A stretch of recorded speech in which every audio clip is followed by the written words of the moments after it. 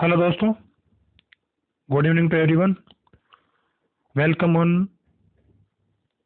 My YouTube channel doctor Mohan Kudisar biology. आज हम unit first physiology, plant physiology के लेक्चरल 2 फोटोसिंथेसिस के पिगमेंट्स एंड पिगमेंट सिस्टम के बारे में अध्ययन करेंगे। उनके क्या क्या इंपॉर्टेंट क्वेश्चंस हैं, क्या क्या कौन कौन से क्वेश्चन पूछे जा चुके हैं, तो थोड़ा सा इस पे फोकस कीजिए। और दोस्तों, एक इम्पोर्टेंट बात बताता हूँ आपको मैं, क्वेश्चन को अच्छी तरह समझना, जैसे और क्वेश्चन में लैंग्वेज क्या दी रही है उसको समझना। और बायोलॉजी का एक बहुत बड़ा नियम है कि उसमें आपको हर शब्द को बिल्कुल समझना होता है, तोड़ के उसको डिवाइड करके उसका संधि विच्छेद करके उसको समझना है, और फिर उसको आपको आंसर देना, लॉजिकली आंसर देना है। रटना नहीं है, जो रटने की चीज़ है वो रटने के लिए बताऊंगा मैं, ये रटने की है। और जो चीज़ समझने की है वो समझने की मैं बताऊंगा आपको। लॉजिकली क्या, लॉजिकली जो चीज़ पढ़नी है वो लॉजिकली पढ़नी है, जो रटने की है वो रटने की है। ठीक है सर। अपन फर्स्ट क्वेश्चन पे आते हैं। फोटोफॉस्फोराइलेशन की क्रिया होती है। अब इसमें देखिए, फोटो यानी प्रकाश, फॉस्फोराइलेशन यानी कि एटीपी निर्माण। प्रकाश में एटीपी का निर्माण फोटोफॉस्फोराइलेशन कहलाता है। ये किस में होती है? ये प्रकाश संश्लेषण में होती है। प्रकाश संश्लेषण कहाँ पे? हरित लोक में होती है। तो इसका आंसर नंबर फर्स्ट सही।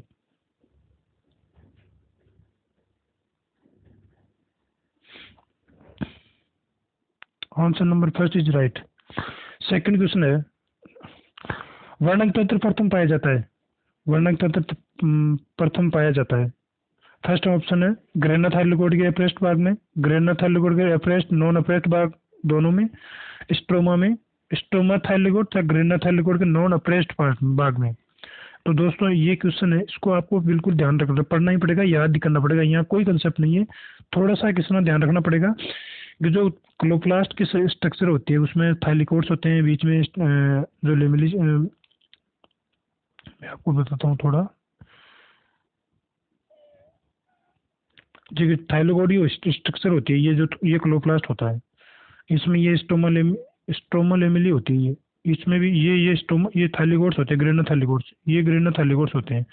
अब इसका जो ये वाला पार्ट होता है ना, ऊपर वाला, कौन सा? ये वाला पार्ट, ये नॉन अप्रेस्ड पार्ट होता है उसका, थाइलिकोइड का नॉन अप्रेस्ड पार्ट होता है। और ये वाला जो एक दूसरे से टच कर रहा है ना, ये इसका अप्रेस्ड पार्ट होता है। ये वाला नॉन अप्रेस्ड पार्ट होता है। ये नॉन अप्रेस्ड, ये नॉन अप्रेस्ड पार्ट। यहाँ पे फोटोसिस्टम पिगमेंट फर्स्ट पाया जाता है यहाँ पे।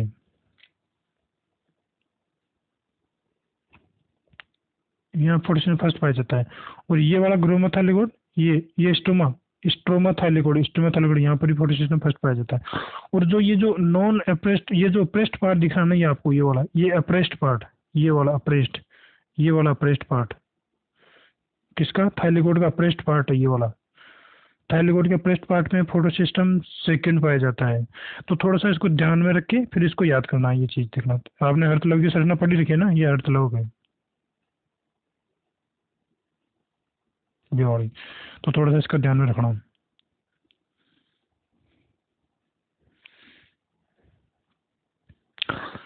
सेकंड हो गया। इसमें वर्णक तंत्र प्रथम पाया जाता है स्टोमा थाइलिकोड तथा ग्रेना थाइलिकोड के नॉन अप्रेस्ड पार्ट भाग में। ठीक है, आंसर नंबर 4।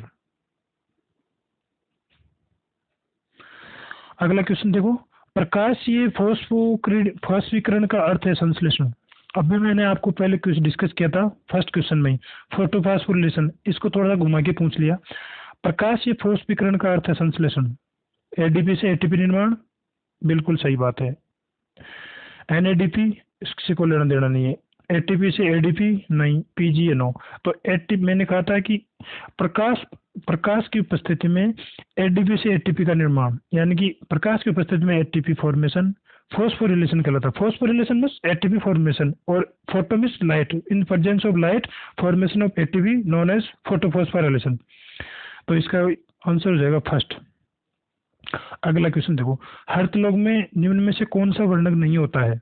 हरितलौक में निम्न में से कौन सा वर्णक नहीं होता है? कैरोटीन होता है, जेंथोफिल होता है, क्लोरोफिल भी होता है, एंथोसायनिन, ये एंथोसायनिन नहीं होता है। अब इस पर थोड़ा सा ध्यान देना। एंथोसायनिन होता है, ये जल में विलय होता है, घुलनशील होता है, हरितलौक में पाया जाता है लेकिन घुलनशील होता है। तो ये है ना, इसमें वर्णक उपस्थित नहीं होता।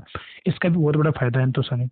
एंथोसाइनिन वर्णक हरित लोक में जो वर्णक पिगमेंट्स होते हैं ना, जैसे ये जेंथोफिल है, कैरोटीन है, वो क्लोरोफिल है, ये क्या करता है, इनका फोटो ऑक्सीडेशन होने से बचाता है। फोटो ऑक्सीडेशन क्या होता है, जैसे लोहे का फोटो ऑक्सीडेशन हो गया, लोहे का ऑक्सीडेशन हो गया। तो लोहे का ऑक्सीडेशन होना मतलब उसका जंग लगना। तो अपन बोलते हैं ना कि जंग लग गया लोहे के, तो उसका मतलब वो डिग्रेड होने स्टार्ट हो जाता है, धीरे धीरे डिग्रेड होते वो नष्ट हो जाता है पूरा। अगर एंथोसाइनिन नहीं होगा तो इस क्लोरोफिल में जो पिगमेंट्स पाए जाते हैं उनका ऑक्सीडेशन होना स्टार्ट हो जाएगा, फोटो ऑक्सीडेशन होना स्टार्ट हो जाएगा, तो सारे पिगमेंट्स नष्ट हो जाएंगे। तो पिगमेंट नष्ट हो जाएंगे तो प्रकाश संश्लेषण की क्रिया नहीं होगी, क्योंकि प्रकाश संश्लेषण की क्रिया के लिए कार्बन डाइऑक्साइड, जल के अलावा प्रकाश और वर्णक की उपस्थिति आवश्यक है। अगर इनमें से एक भी कारक उपस्थित नहीं है तो प्रकाश संश्लेषण क्रिया नहीं होगी। तो देख समझ में आ गई ये बात, मैं समझ लो। तो हर्त लोग में निम्न से कौन सा वर्णक नहीं है, एंथोसाइनिन। अगला क्वेश्चन देखो, पौधों के नवोद्भिद में पर्णहरित का निर्माण प्रारंभ होने की संवेदना निम्न से प्राप्त होती है। पौधों के नवोद्भिद से, ठीक है, किससे प्राप्त होती है, प्रकाश में। सीधा सीधा है ये, तो इसको थोड़ा सा याद याद ही करना पड़ेगा आपको।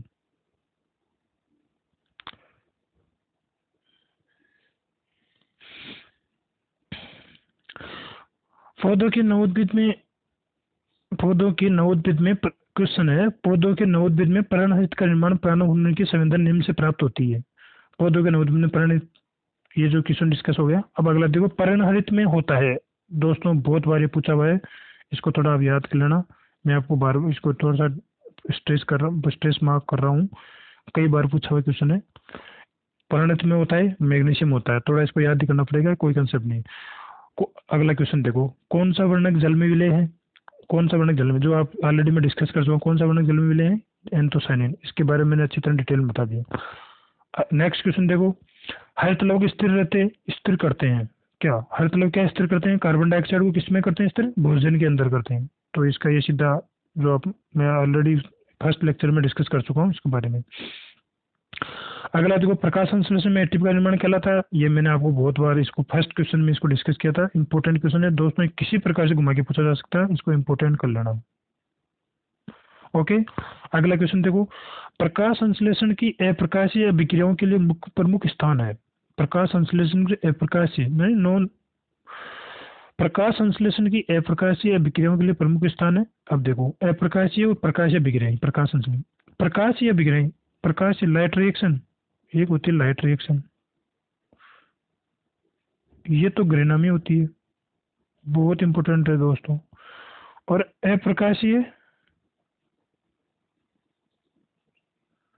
ये होगी स्ट्रोमा में, होगी स्ट्रोमा।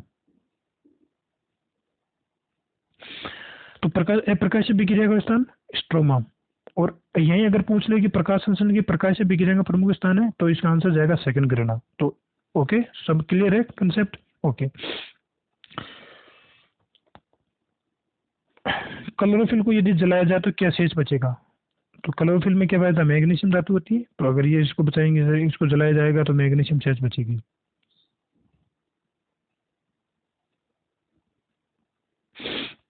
अगला देखो, वर्णक तंत्र प्रथम में सक्रिय क्लोरोफिल है, ये आपको याद करना पड़ेगा। इसमें पीएस फर्स्ट पाया जाता, पीएस फर्स्ट में पी 700, ये इसका क्लोरोफिल सक्रिय होता है इसमें। और पीएस सेकंड के अंदर 780 नैनोमीटर वाला होता है, ठीक है। अगला क्वेश्चन देखो, क्लोरोफिल ई सामान्य उपस्थित होता है, क्लोरोफिल ई सामान्य उपस्थित होता है। थोड़ा सा इसको ध्यान देना, मैं आपको लॉजिकली बताऊंगा इसको। क्लोरोफिल ई, ये जेंटोफाइटा, देखो ये फोर्थ ऑप्शन देखना एक बार, जेंटोफाइटा। जेंटोफाइटा का दूसरा नाम होता है येलो ग्रीन एल्गी, ठीक है। जेंटोफाइटा का नाम होता है येलो ग्रीन एल्गी, ठीक है। ये इसको येलो ग्रीन एल्गी बोलते हैं। अब येलो के अंदर देखो, अब इसमें ई आ रहा है सेकंड वन, येलो में ई ई, तो ई क्लोरोफिल ई होता है yellow green algae. Yellow green algae का दूसरा नाम क्या है, जेंटोफिल, तो जेंटोफाइट, तो ये जेंटोफाइट में पाया जाता है, ऐसे याद रखना। अगला क्वेश्चन देखो, वर्णक तंत्र या पिगमेंट सिस्टम सेकंड में सोलर ऊर्जा का ट्रैपिंग सेंटर होता है। अब देखो, इसको घुमा के पूछा है, बाकी बात वही है। या यहाँ ये पूछता है वर्णक तंत्र प्रथम में सोलर ऊर्जा का ट्रैपिंग सेंटर कौन सा है, प्रथम पूछता तो पी 700 आता, सेकंड पूछ रहा है तो पी 680 आ जाएगा इसमें। क्लियर है, थोड़ा सा क्वेश्चन को इनडायरेक्ट पूछा है, बाकी बात वही है। अगला क्वेश्चन देखो, सभी प्रकार के क्लोरोफिल की मूल विनिष्ट रचना है। सभी प्रकार के क्लोरोफिल मूल मतलब सभी प्रकार के क्लोरोफिल में जो वनिष्ठ का मतलब ये तो पाई जाएगी। इसका जो बेसिक चीज है, ये फाउंडेशन, इसका बेसिक जो स्ट्रक्चर है उसमें ये चीज तो पाई जाएगी। तो क्या पाई जाएगी उसमें, ये इसको याद करना पड़ेगा, पोरफायरिन इसमें पाई जाएगी। अगला क्वेश्चन देखो, बैक्टीरियो क्लोरोफिल का सूत्र है। अब इसको थोड़ा सा याद करने का तरीका है, क्योंकि इसको याद ही करना पड़ेगा। अब याद करने की थोड़ी ट्रिक मैं बताता हूँ आपको। बैक्टीरिया क्लोरोफिल, क्लोरोफिल एक का सूत्र आपको पता होगा, थोड़ा बहुत याद रखना। इसमें देखा होगा सी 55 72 54 mg वाला ऐसे में मिक्स प्रोडक्ट रखा है, 55 72 54 mg। इसमें आप इसको जल से क्रिया करा देना, जो भी जो बनेगा वो बैक्टीरिया क्लोरोफिल का फॉर्मूला बनेगा। ठीक है, तो आप इसको थोड़ा सा कंसेप्चुअल इसको पढ़ना, ऐसे डायरेक्ट पढ़ने की कोशिश मत करना, नहीं आप इसको भूल जाओगे। ठीक है, इसको कैसे पढ़ना, मैंने बताया कि क्लोरोफिल ए का जो सूत्र होता है, पादपों में नॉर्मली क्लोरोफिल ए पाया जाता है, उसमें आप उसकी क्रिया जल से करवा दो। जल से करवाओगे आप, तो जो फॉर्मूला बनेगा ना, वो बैक्टीरिया क्लोरोफिल का बनेगा। तो इसका आंसर, राइट आंसर हो जाएगा फोर्थ। नेक्स्ट देखते हैं, वो ये हो गया। अब देखो, क्वेश्चन है जीवाणु प्रकाश संश्लेषण का सह उत्पाद है। अब मैंने आपको समझाया था पादपों में प्रकाश संश्लेषण का सह उत्पाद होता है ऑक्सीजन। ठीक है, प्लांट्स में प्लांट्स में मैंने बताया था, प्लांट्स में तो बताया था मैंने, प्लांट्स में तो बताया था आपको मैंने, क्या बताया था, ऑक्सीजन उत्पाद बताया था मैंने। ठीक है, प्लांट्स के अंदर। अब ये पूछ रहा जीवाणु, जीवाणु प्रकाश संश्लेषण पूछा, जीवाणु को सेल्फ, जीवाणु वाला जीवाणु प्रकाश संश्लेषण का सह उत्पाद देखना है। तो जीवाणु में क्या कौन सा होता है, जीवाणु में सल्फर होता है। इसमें क्या होता है, जीवाणु में क्या होता है कि CO2 की क्रिया जल से नहीं होती, H2S से करते हैं, क्योंकि ये प्रयोग करके देखा था। तो कार्बन डाइऑक्साइड की H2S से करवाते हैं, तो जो भोजन का बनता है साथ में उप उत्पाद के रूप में सल्फर निकलती है, ये ध्यान रखना। तो बैक्टीरिया के लिए प्रकाश संश्लेषण का सह उत्पाद सल्फर हो जाएगा। अगला क्वेश्चन देखो, प्रकाश संश्लेषी जीवाणुओं में किसका अभाव होता है। ठीक है, इंपॉर्टेंट क्वेश्चन, प्रकाश संश्लेषी जीवाणु में किसका अभाव होता है। देखो, अगर ये सब पूछते हैं इसको कि नील हरित शैवाल, जो जीवाणु नील हरित शैवाल में किस ब्लू ग्रीन एल्गी बैक्टीरिया में किस निम्न पाया जाता है, तो उसमें तो वर्णन सिस्टम फर्स्ट और सेकंड दोनों पाए जाते हैं। लेकिन बैक्टीरिया प्रकाशन से जो जीवाणु, प्रकाश संश्लेषित जीवाणु में हमेशा वर्णन सिस्टम सेकंड एब्सेंट होता है। ठीक है, इसको थोड़ा याद ही करना पड़ेगा आपको। अगला क्वेश्चन देखो, प्रकाश संश्लेषित जीवाणु में प्रकाश संश्लेषण किस रचना में संपन्न होता है। प्रकाश संश्लेषित जीवाणु में प्रकाश संश्लेषण किस रचना में संपन्न होता है, तो इसको रटना पड़ेगा दोस्तों, क्रोमेटोफोर्स में होता है। बाकी अपने प्रकाश संश्लेषित पादप है, उसमें प्रकाश संश्लेषण किस नाम में होता है, उसका क्लोरोफिल में होता है। क्लोरोफिल कौन सी बात, थाइलेकोइड्स में होता है। ठीक है, बाकी जीवाणु में क्रोमेटोफोर्स में होता है। अगला क्वेश्चन देखो, पौधों के लिए प्रकाश की किस क्रिया में उपयोगिता है। पौधों के लिए प्रकाश, प्रकाश पादपों में किस क्रिया में सहायक होता है। देखो, प्रकाश संश्लेषण में सहायक होता है, बिल्कुल सही बात है। वृद्धि गति नियंत्रण में सहायक होता है, पादप प्रकाश की उपस्थिति में गति वृद्धि दर्शाते हैं। अगला भी हार्मोन के वितरण पुष्पन के नियंत्रण में सहायक होता है, बिल्कुल सही बात है। इसमें आंसर आ जाएगा all of these. Important question, थोड़ा सा ध्यान रखना। अब देखो, अगला क्वेश्चन है, इंपॉर्टेंट क्वेश्चन है, थोड़ा इसको याद करना पड़ेगा। प्रकाश संश्लेषण की इकाई को कहते हैं, प्रकाश संश्लेषण को कहते हैं क्वांटासोम्स कहते हैं। अब इसमें थोड़ा सा ये कई बार पूछा हुआ क्वेश्चन है कि क्वांटासोम्स कितनी इकाइयों से बना होता है, तो ये होता है 230 से, क्वांटासोम्स बना होता है 230 से 400 पिगमेंट मॉलिक्यूल्स का बना होता है क्वांटासोम्स। तो ये थोड़ा इंपॉर्टेंट मार्क कर लेना, कई बार बहुत बार पूछा हुआ है ये। तो प्रकाशन जी इकाई वाला क्वेश्चन हो गया, क्लियर है। अगला देखो, ये भी दोस्तों बहुत बार क्वेश्चन है, बहुत बार क्वेश्चन पूछा हुआ क्वेश्चन है। इसको देखो, रूबिस को होता है हर किलो की प्रोटीन का 4% नहीं, हर किलो की प्रोटीन का 11% नहीं, हर किलो की प्रोटीन का 25% नहीं, ये हर किलो की प्रोटीन का 16% होता है। इसको थोड़ा याद ही करना पड़ेगा आपको, फैक्चुअल क्वेश्चन है। नेक्स्ट क्वेश्चन देखो, प्रकाश संश्लेषण की जैव रासायनिक अवस्था की खोज सर्वप्रथम किसने की। प्रकाश संश्लेषण की जैव, ठीक है, बायोकेमिकल फेज है ना, फोटोसिंथेसिस की बायोकेमिकल फेज की खोज सर्वप्रथम किसने की थी, इसको आपको याद ही करना पड़ेगा। ये थोड़ा ब्लैकमैन, इसको जैसे ये जो कई क्वेश्चन है फैक्चुअल है, तो वो तो कंसेप्ट वाले होते हैं, और कई क्वेश्चन होते हैं जैसे उनका कोई जो फैक्चुअल है बिल्कुल, उनको तो याद ही करना पड़ेगा, उनका 2 3 बार रिवाइज कर लो, वो दिमाग फिर वो थोड़ा सा नजर में रहता है वो क्वेश्चन, तो ऑप्शन देख के याद आ जाते हैं क्वेश्चन। क्लियर है।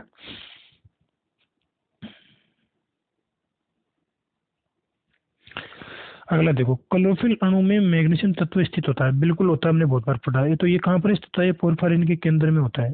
थोड़ा सा रिमाइंड रखना, इसको याद रखना, कई बार पूछ लेता है। अगला क्वेश्चन देखो, क्लोरोफिल अणु का अनुमानित आकार होता है। वैसे पूछा नहीं जाता, लेकिन ये आईसीआर वगैरह में कई बार पूछा हुआ है। आईसीआर का थोड़ा क्वेश्चन है, आईसीआर नेट का, इनमें एग्जाम में पूछा हुआ है। तो इसको तो याद करना पड़ेगा कि इसमें शेर होता है, शेर वाला 15 × 15 एंगस्ट्रॉम, और ये टेल होती है 20 एंगस्ट्रॉम होती है इसकी। अब देखो, ये वही क्वेश्चन है, बहुत इंपॉर्टेंट, मैं इसको डिस्कस कर चुका हूँ बहुत पहले ही।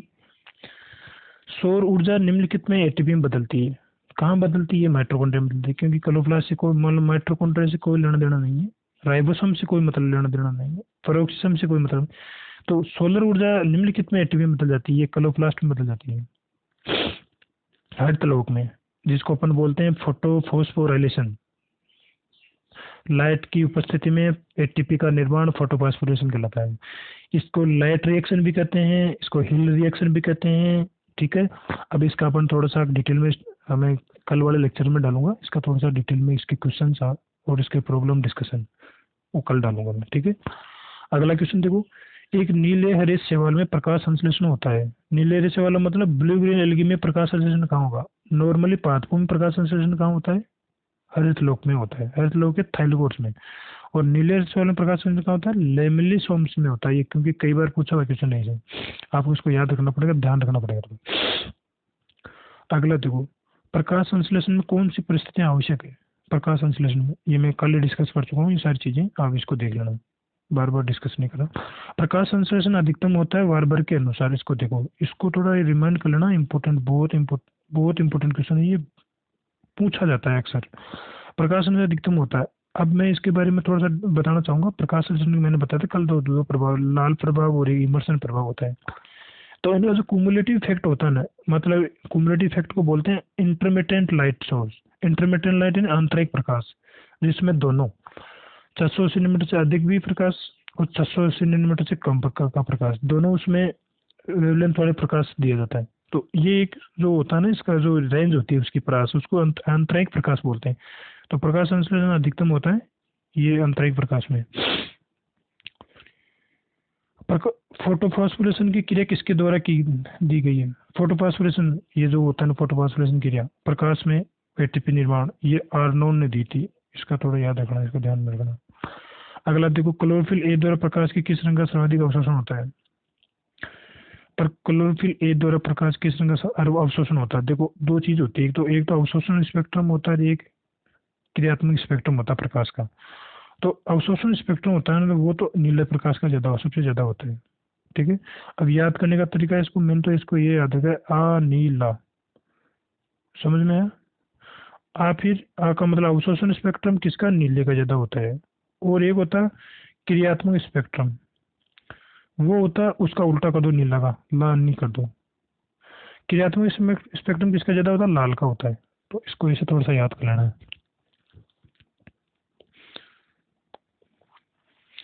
अब देखो नेक्स्ट क्वेश्चन देखो, फोटोफॉस्फोरिलेशन की क्रिया किसके द्वारा दी गई?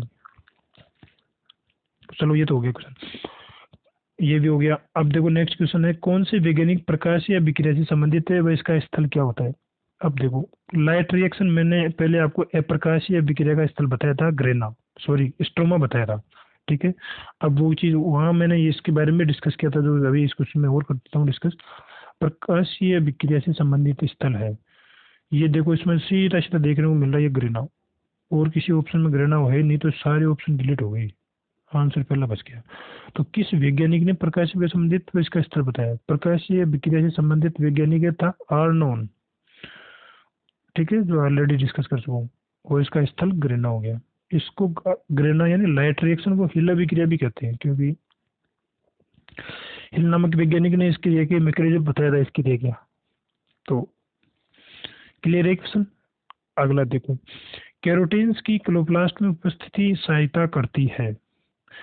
कैरोटीन की क्लोरोप्लास्ट में उपस्थिति सहायता करती है एटीपी संश्लेषण में, प्रकाशीय ऊर्जा का रासायनिक ऊर्जा के स्थानांतरण में, तो क्लोरोफिल अणुओं को प्रकाशीय ऑक्सीकरण से बचाने में। मैंने आपको पहले इस चीज के बारे में आपको बहुत बताया क्वेश्चन, ये शुरू में बताया क्वेश्चन, बहुत बार इसका जिक्र किया है कि कैरोटीन का क्लोरोफिल ये क्या फोटो ऑक्सीडेशन से बचाता है। क्लोरोफिल अणु के प्रकाशीय ऑक्सीजन से बचाने में सहायक होता है कैरोटीन।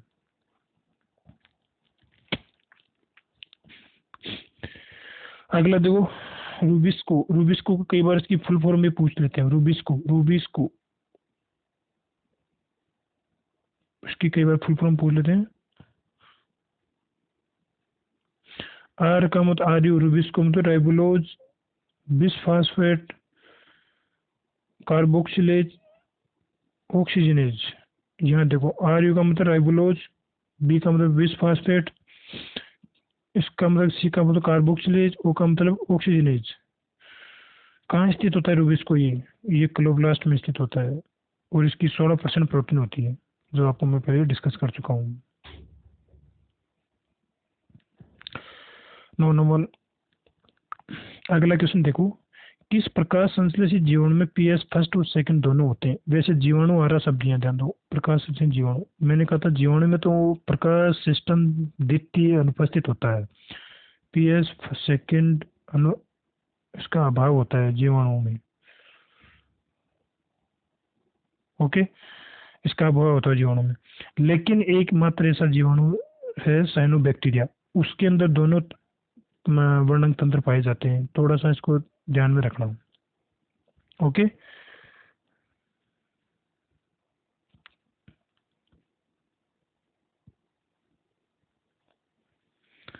अगला क्वेश्चन देखो, ऑक्सीजन विमुक्ति व प्रकाश फोटोफॉस्फोरिलेशन का क्लोरोप्लास्ट में कौन कौन सा क्षेत्र है?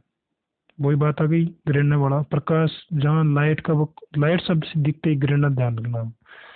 लाइट शब्द नहीं है ये, पर अंधेरा कुछ दे रखा हो तो स्ट्रोमा। तो ऑक्सीजन विमुक्ति व प्रकाश फोटोफॉस्फोरिलेशन क्लोरोप्लास्ट में कौन सा क्षेत्र है? ग्रेना पटल यानी थालीकोड्स, ग्रेना थालीकोड्स। नेक्स्ट क्वेश्चन देखो, इसको याद ही करना पड़ेगा। क्लोरोफिल एक का सूत्र होता है, ये देखो ये रहा 55, मैंने इसको याद कर रखा है ऐसे 55। आप ऐसे याद करो, इनको डिजिट को एक बार याद कर लो और ये जो कार्बनिक फॉर्मूला उसको एक बार याद करो, CHONMG। ओके, अब एक साथ इसको आप याद कर लो क्या? अब इसके नंबरिंग याद कर लो, 55 72 54 MG, 55 72 54, ये हो गया। इससे मैंने याद कर गया 55 जो होता है, जैसे मोबाइल नंबर याद करते हैं ना, 55 72 54, ऐसे इसको याद करना। क्लोरोफिल एक का सूत्र है, बहुत बार पूछा जाता है हर एग्जाम में। अगला क्वेश्चन देखो, क्वांटासोम। क्वांटासोम के एक अणु में होते हैं कितने अणु, कितने वर्णक अणु होते हैं? मैंने आपको पहले बताया था 230 पैसे जनरल, 230 से 250 पिगमेंट मॉलिक्यूल होते हैं एनसीईआरटी में दे रखा। लेकिन अगर ऑप्शन में इसके नियर अबाउट ऑप्शन दे रखा हो, ये देखो 250 से 400, 300 से 900, 500 600, 50 से 100, तो ये तो कैंसिल हो गया है, नियर अबाउट में नहीं है, ये नियर अबाउट में आंसर। अगला क्वेश्चन देखो, क्लोरोफिल ए और क्लोरोफिल बी के मध्य मुख्य अंतर होता है। ये थोड़ा सा ध्यान रखना पड़ेगा, जब आप क्लोरोफिल की सर्च ना पड़ोगे, थोड़ा डीप का क्वेश्चन है ये, पूछा नहीं जाता लेकिन फिर भी ध्यान रखना, ये आईसीआर लाइव लेवल के एग्जाम्स में पूछ लेता है।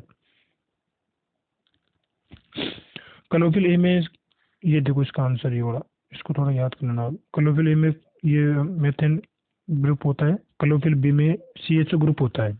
ओके, थोड़ा सा इसको याद करना पड़ेगा।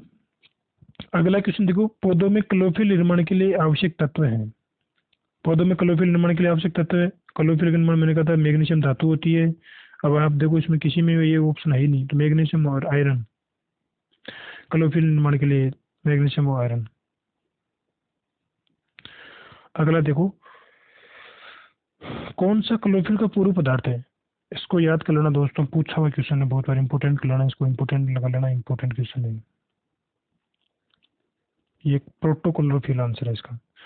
अगला क्वेश्चन, प्रकाश संश्लेषण में क्लोरोफिल का कार्य है। मैंने ये बताया था प्रकाश संश्लेषण में प्रोटो क्लोरोफिल का कार्य, जब आप डिस्कशन आपने थ्योरी में पढ़ा होगा, और नहीं पढ़ा होगा तो मैं और बता देता हूँ। प्रकाश संश्लेषण में क्लोरोफिल प्रकाश का अवशोषण और जल का प्रकाश रासायनिक अपहरण करता है। ये प्रकाश का अवशोषण नहीं करता है क्लोरोफिल, ना जल का अवशोषण करता है, प्रकाश का अवशोषण करता है। ठीक है, ये भी बात सही, लेकिन जल का अवशोषण नहीं करता। प्रकाश कार्बन डाइऑक्साइड का अवशोषण ये भी नहीं करता। अब देखो ऑप्शन मोर करेक्ट ये वाला, इसमें प्रकाश का अवशोषण भी कर रहा है और जल का प्रकाश रासायनिक अपघटन, इसको फोटोलाइसिस बोलते हैं, फोटोलाइसिस। ये इसका थर्ड आंसर हो जाएगा सही।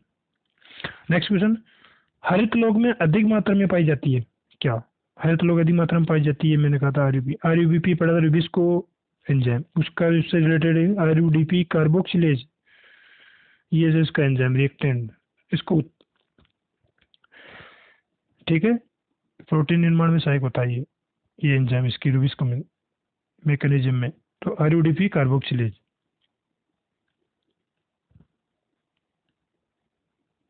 तो इसका आंसर हो जाएगा थर्ड आंसर। अगला क्वेश्चन है, क्लोरोफिल ए पाया जाता है।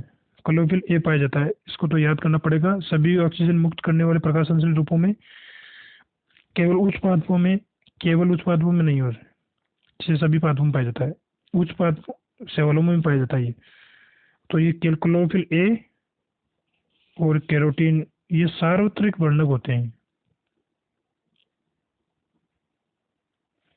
इनको सार्वत्रिक वर्णक बोलते हैं, जो सभी पादपों में, चाहे लोअर प्लांट हो या हायर प्लांट हो, सभी में पाए जाते हैं क्लोरोफिल और कैरोटीन। तो क्लोरोफिल पाए जाते सभी ऑक्सीजन मुक्त करने वाले प्रकाश संश्लेषण रूपों में, बिल्कुल सही बात है। केवल उच्च पादपों में ना, उच्च पौधों में जो प्रकाश संश्लेषण करते हैं ना, प्रकाश संश्लेषण तो शैवाल भी करते हैं, तो सभी में पाया जाता है। सभी प्रकाश संश्लेषी प्रोकैरियोट्स एंड यूकैरियोट्स में नो सर, प्रोकैरियोट यूकैरियोट दोनों में नहीं है, सभी में पाया जाता है। तो इसका आंसर हो जाएगा फर्स्ट।